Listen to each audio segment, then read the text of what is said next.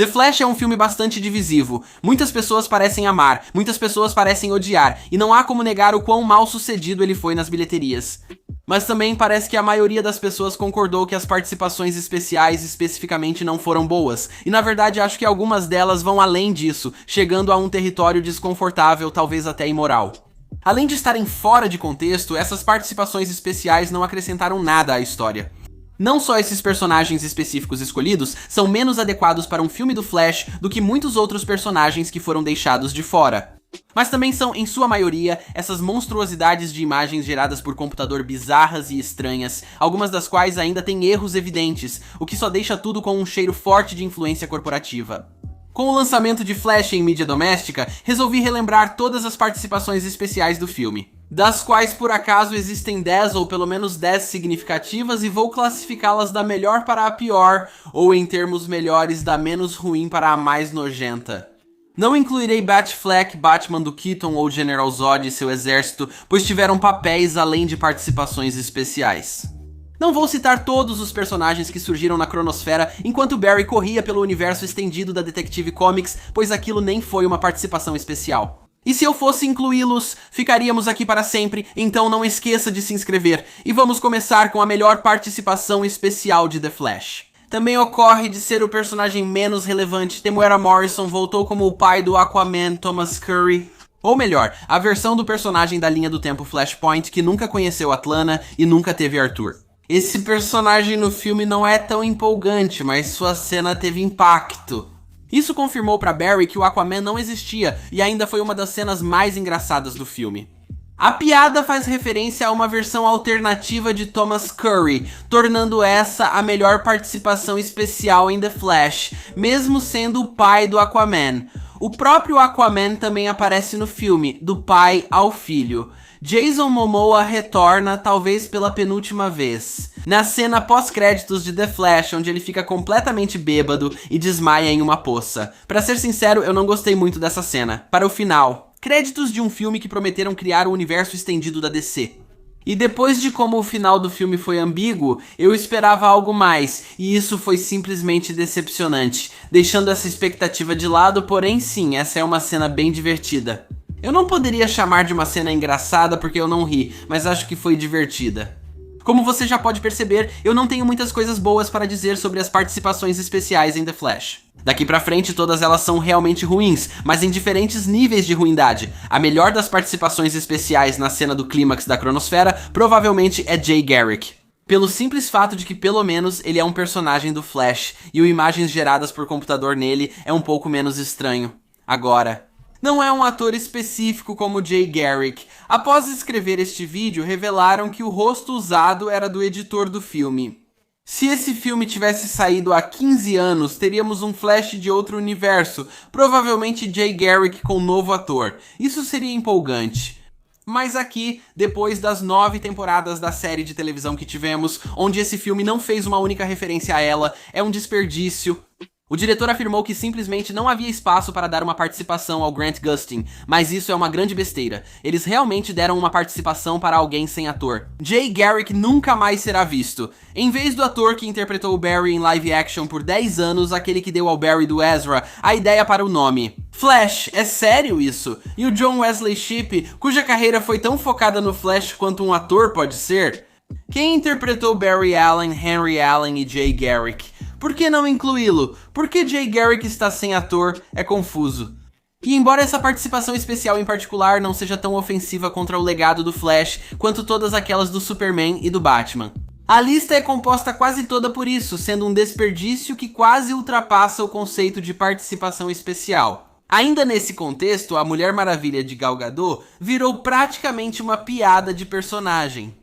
Entre sua sequência ruim e por ser o principal problema da Liga da Justiça de Zack Snyder. Com o uso excessivo da música dela até agora, essas duas aparições seguidas em que ela aparece, posa, sorri, toca o tema da Mulher Maravilha e vai embora em Shazam e The Flash, tudo isso meio que tirou qualquer entusiasmo que eu tinha por essa versão específica da personagem. Parece que o mesmo ocorreu com Gal Gadot, que aparenta sorrir falsamente em The Flash e não querer estar ali.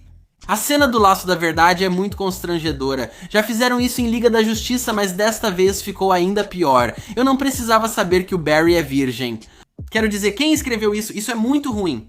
O filme teve vários finais possíveis, cada um com um Batman diferente. Affleck, Keaton e George Clooney. No fim, ficou com o último. Eu, pessoalmente, não me importo que o universo estendido da DC tenha se fundido com o Schumacherverso, pois estou pronto para deixar esse universo para trás. No entanto, para as poucas dezenas de pessoas que assistem ao filme e não são fãs hardcore da Detective Comics, pode ficar confuso quando o filme termina com a provocação do retorno triunfante do Bruce Wayne de George Clooney. O filme trouxe Bruce Wayne interpretado por Ben Affleck e Michael Keaton. Robert Pattinson segue como Bruce Wayne nos filmes atuais, enquanto o universo estendido da DC terá um Bruce Wayne totalmente novo. É como se eles estivessem propositalmente tornando isso o mais confuso possível para o público em geral. Além disso, esse final meio que não significa nada, já que o Barry ainda mudou algo no passado, então é claro que o presente seria diferente. Isso é apenas um ponto de ignição mais brando, mas ainda assim é um ponto de ignição. De novo, eu pessoalmente não odeio essa participação especial, mas ela só cria alguns problemas desnecessários, além de nem ser tão legal assim e não acrescentar absolutamente nada. Não vai ser feito nada com o Bruce Wayne do George Clooney no futuro. Aqui as participações especiais, na minha opinião, ficam realmente ruins, sendo a pior a do Superman do Nicolas Cage. Isso reforça o que falei do diretor. Não há espaço para outros personagens. Eles acharam que uma participação especial do Superman seria empolgante. De um filme nunca feito, famoso apenas por provavelmente ter sido horrível se tivesse existido. Segundo Kevin Smith, eu realmente não entendo o que esperavam. Alguns fãs hardcore reagiram: "Uau, esse é o Superman do Nick Cage? Legal!" Enquanto 99% das pessoas nem sabem o que estão vendo. Além disso, como de costume, para os cameos do Chronoball, o imagens geradas por computador aqui está horrível. O diretor afirma que foi uma escolha estilística, nesse caso foi uma escolha péssima. Fazer algo parecer ruim como uma escolha estilística não muda o fato de que está ruim, é uma escolha muito ruim. O único motivo pelo qual Nick Cage está acima da próxima colocação nesta lista é porque, bom, pelo menos vemos ele lutar com uma aranha ou algo assim, o que acho que já é alguma coisa. Mas também porque ele está vivo para concordar. Diferente de Christopher Reeve, que faz um cameo horrível e desagradável, seu corpo é manipulado por imagens geradas por computador ruim em segundos difíceis de assistir. Já falo da Supergirl em seguida, há um motivo para ela estar mais abaixo, mas para Chris Reeve, o Superman sozinho, isso é desnecessário. Eu entendo que Chris Reeve é o Superman icônico, e tenho certeza de que o diretor cresceu tendo ele como seu Superman. Há formas melhores e diferentes de fazer isso sem desrespeitar os mortos. Poderiam ter usado imagens de arquivo. Ou melhor, poderiam ter dado uma participação especial para Brandon Routh, sucessor canônico de Chris Reeve, que supostamente faz o mesmo personagem. Qualquer coisa seria melhor que essa monstruosidade de imagens geradas por computador perturbadora. Também gosto do Brandon Ralph Morrow e como o Tyler Hoechlin preferia que eles tivessem participações especiais. De qualquer forma, isso aqui ficou péssimo. Tenho certeza de que a família dele concordou com isso, mas não sei o quanto isso realmente melhora a situação. Ainda é algo vazio e realmente difícil de assistir, com imagens geradas por computador feio e bizarro, usando a imagem de um homem que já faleceu. Parece tão estranho. Não só a Supergirl da Helen Slater tem o mesmo imagens geradas por computador grotesco e desumano que os outros personagens do Carnival também têm, como essa é uma versão da Supergirl que apareceu exclusivamente naquele que é considerado um dos piores filmes de super-herói de todos os tempos. Quem realmente pediu isso? Quem gosta dessa Supergirl? Sim, a Helen Slater ainda está viva e tudo certo. O motivo dela ainda estar abaixo do outro parceiro de cena em imagens geradas por computador é porque o traje dela tem um erro. Isso só pode acontecer em uma cena totalmente gerada por computador. Se você olhar de perto, vai perceber que o logo S dela tem uma saliência anormalmente grande saindo do lado esquerdo do S. Quero dizer, pelo amor de Deus, pessoal, vocês nem conseguem fazer as fantasias parecerem reais. Rostos humanos são uma coisa, mas as fantasias... NOS Batman aparece rapidamente, mas já basta pra entrar na lista, só porque eu quis. Isso traz mais um erro visual. Dessa vez, porém, foi bem engraçado. Percebi isso no cinema, mas achei que talvez não tivesse visto tempo suficiente, já que apareceu e sumiu rápido. No entanto, ao olhar mais de perto, parece que essa aberração de imagens geradas por computador em particular esqueceu de dar orelhas ao Batman. Sério, não dá pra inventar isso. Quero dizer, que vergonha, estamos falando de um filme de 300 milhões e eles esqueceram de dar orelhas pro Batman. E, por consequência, criaram a estreia em live action do Homem não muito tempo depois da sua criação ou da sua estreia no subreddit Arkham.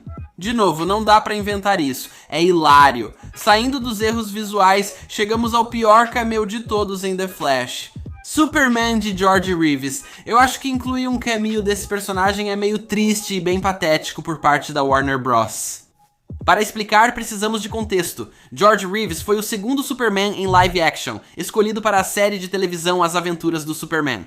Ou melhor, apareceu primeiro em Superman e os Homens Topeira. Antes disso virá uma série de televisão, e essa série foi ao ar entre 1952 e 1958, segundo a maioria das fontes. Ele odiava esse papel e tinha vergonha de como era infantil. De acordo com a página dele na Wikipédia, ele queria sair da série já na segunda temporada, enquanto a série continuou até a sexta.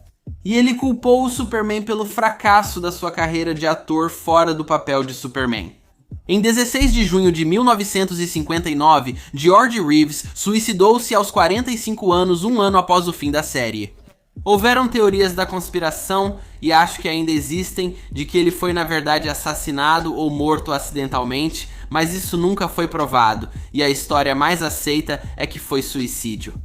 Ele enfrentava problemas de saúde mental, provavelmente depressão. Também era claro que ele não gostava de ser Superman e culpava sua carreira de ator fracassada por isso, o que pode ter agravado seus problemas de saúde mental. E tudo isso é para dizer que George Reeves quase certamente não teria querido participar deste filme, mas como ele não deixou família, não havia ninguém para impedir. A Warner Bros. E suas mãos gananciosas profanaram o túmulo desse homem e desfilaram com seu corpo nessa forma horrenda de imagens geradas por computador. Isso vai além de ser apenas ruim, chega a ser imoral, e é como se ninguém estivesse pedindo por isso. As Aventuras do Superman é dos anos 50. Quantos super-homens em live action já existiram? Quais são os mais populares e ainda vivos? Porque quase todas as participações especiais em um filme do Flash eram apenas Superman e Batman antigos do século XX, em vez de mostrar coisas que as pessoas realmente se importam ou que são relevantes, ou cujos atores ainda estão vivos ou têm alguma ligação com o Flash. Sei que essas participações especiais duram só 2 minutos num filme longo, mas seria mentira dizer que isso não deixou um gosto ruim num filme que eu já não curtia. Embora dure apenas 2 minutos, acredito que isso prejudica muito o filme. Talvez sejam os 2 piores minutos do universo estendido da DC, o que já é muito diante do imagens geradas por computador horrível e estranho do Vale da Estranheza. O fato de que isso não se encaixa na história de jeito nenhum, ou pelo menos parece totalmente fora de lugar.